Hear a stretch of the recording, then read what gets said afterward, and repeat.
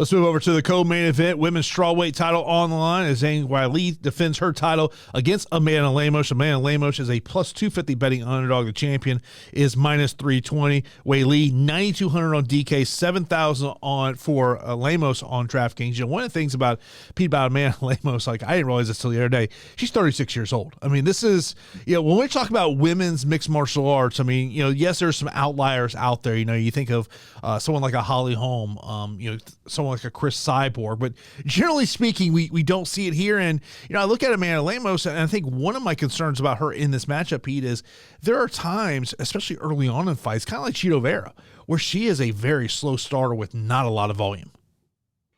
Yeah, I mean, slow starters are tough, right? Like, I'm always going to favor minute winners out there, guys that go out there, or women that go out there and, you know, are, you know, being a little bit more active, attempting more things, whether they're being efficient or not. And I just can't get behind Amanda Lemos here outside of just landing a shot and testing the durability of Weili Zhang. I see holes in her grappling. I see holes in her striking. And I think that a fighter in Weili Zhang over 25 minutes can, you know, really impose her will and end up being victorious here. So I like Weili Zhang here at 9,200 quite a bit.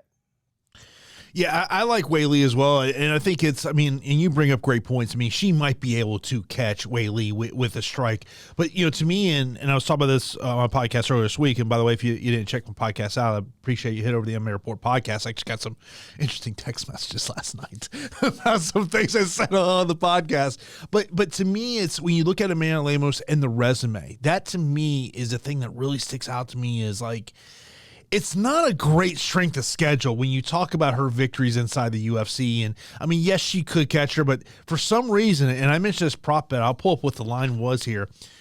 Weili wins via submission was the prop that stuck out to me. I want to say it was like, I want to say it was 2.5 to 1. Let me double check here. I want to make sure I give the, I like that prop as well. That's kind of what I'm suspecting. And I think Weili Zhang's takedowns are going to be, you know, I think she's going to be successful. I think she's going to get the control, and then that's the best way to eliminate Amanda Lemos' power. Incorporate some ground and pound, and I do think she's going to hit her with a rear naked choke. So I like Weili Zhang to win via submission as well. Yeah, just looking over at DraftKings Sportsbook, currently plus 400. When they open the lineup of Weili wins via submission, plus 700. So you can see people jumped on that when they saw that number, and that to me was there. I mean, but look, if you want to take a shot on Amanda Lemos, to me, you look at her. I mean, even Amanda Lemos wins by 𝗕𝐾𝐬𝐽 plus 450. I mean, if you're going to lay some money on that fight, I would much rather just take Amanda Lemos wins via 𝗕𝐾𝐬𝐽 than just taking her on the money line at plus 250.